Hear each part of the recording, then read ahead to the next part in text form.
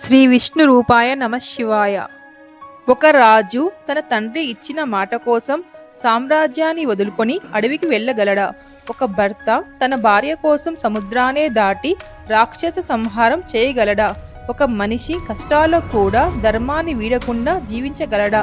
ఈ ప్రశ్నలన్నిటికీ ఒకటే సమాధానం: శ్రీరాముడు. ఈ రోజు మన వీడియోలో శ్రీరాముని జననం నుండి పట్టాభిషేకం వరకు ఆయన జీవితం మనకు నేర్పే పాఠాలను వివరంగా తెలుసుకుందాం. చాలా సంవత్సరాల క్రితం సరాయు నది తీరాన అయోధ్య అనే గొప్ప నగరం ఉండేది.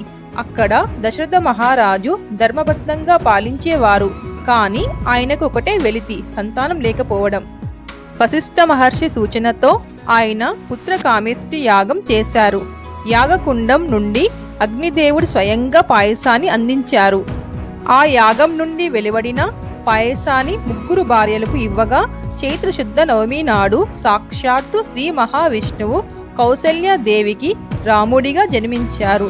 అదే సమయాన కైకేయికి భరతుడు, సుమిత్రకు లక్ష్మణ, శత్రుఘ్నులు జన్మించారు. రాముడు కేవలం రాజకుమారుడు మాత్రమే కాదు, ధైర్య సాహసాలకు మారు పేరు.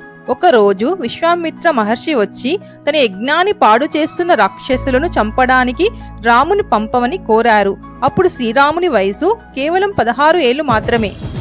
తండ్రి ఆజ్ఞతో అడవికి వెళ్లి భయంకరమైన రాక్షసులను సంహరించారు.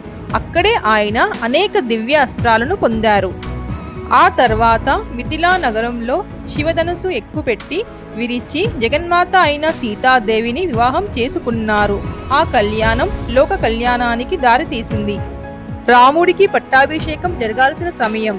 అయోధ్య ప్రజలంతా సంతోషంగా ఉన్నారు. కానీ విధి వేరేలా ఉంది. మందార మాటలు విని కైకేయి దశరథుడిని 2 వరాలు కోరింది.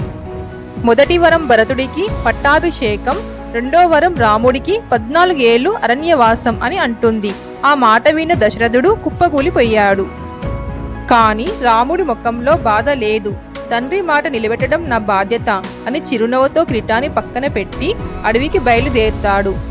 అప్పుడు సీతమ్మ, లక్ష్మణుడు ఆయన నీడలా అనుసరించారు. ఇక్కడ మనం నేర్చుకోవాల్సింది అధికారం కంటే విలువలు ముఖ్యమని. అడవిలో రాముడు ఎందరో మునులను కలిశాడు. కానీ రావణాసుడు మారు వేషంలో వచ్చి సీతమ్మను అపహరించినప్పుడు రాముడు కుప్పకూలిపోయారు. ఒక సామాన్య మనిషిలా రోధించాడు. కానీ అక్కడే ఆయనలోని నాయకత్వ లక్షణం బయటపడింది. జటాయువు ద్వారా విషయం తెలుసుకొని హనుమంతుణ్ణి, సుగ్రీవుని కలుసుకున్నాడు. వానర సైన్యాన్ని నిర్మించారు. సముద్రం అడ్డుపడితే దారి ఇవ్వమని వేడుకున్నారు. ఇవ్వకపోతే బాణం ఎక్కుపెట్టారు. అంటే శాంతిగా ఉండాలి, అవసరమైతేనే శక్తిని చూపాలి. రావణుడు మహాపండితుడు, మహావీరుడు. కానీ అతడి దగ్గర ధర్మం లేదు. రామ రావణ యుద్ధం అంటే కేవలం 2 వ్యక్తుల మధ్య పోరాటం కాదు. అది నీతికి అవినీతికి, ధర్మానికి అధర్మానికి మధ్య జరిగిన పోరాటం. రాముడు రావణుడిని సంహరించి విభీషణుడికి పట్టాభిషేకం చేశాడు. వనవాసం ముగిసింది. రాముడు అయోధ్యకు తిరిగి వచ్చాడు.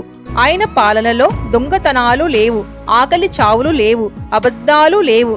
దాన్నే మనం రామరాజ్యం అంటాము. రాముడు మనకు నేర్పిన పాఠం ఏమిటంటే పరిస్థితులు ఎలా ఉన్నా సరే మన వ్యక్తిత్వాన్ని కోల్పోకూడదు. రాముడు ఒక రాజుగా, కొడుకుగా, భర్తగా, స్నేహితుడిగా ప్రతి పాత్రలోనూ 100% నీతిగా జీవించాడు. అందుకే 1000 ఏళ్లు గడిచినా ఆ రామనామం నేటికి మన గుండెల్లో మారుమోగుతూనే ఉంది. మీరు కూడా మీ జీవితంలో కష్టాలు వచ్చినప్పుడు రాముడు ఈ పరిస్థితిలో ఉంటే ఏం చేసేవాడు అని ఒక్కసారి ఆలోచించి చూడండి. మీకు మార్గం దొరుకుతుంది. జై శ్రీరామ్. ఉగాది నుండి శ్రీరామనవమి వరకు వచ్చే ఈ 9 రోజుల్లే గర్భ నవరాత్రులు లేదా వసంత నవరాత్రులు అని అంటారు. దసరా నవరాత్రులు అమ్మవారికి ఎలాగో ఈ రోజులు శ్రీరాముడికి అలా అన్నమాట.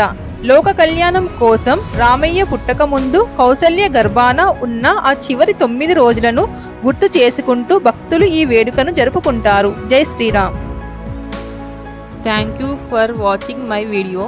ఈ వీడియో కనుక మీకు నచ్చినట్టయితే ఈ డివైన్ తెలుగు భక్తి ఛానల్ని లైక్, షేర్ అండ్ సబ్స్క్రైబ్ చేయండి. శ్రీమాత్రే నమః.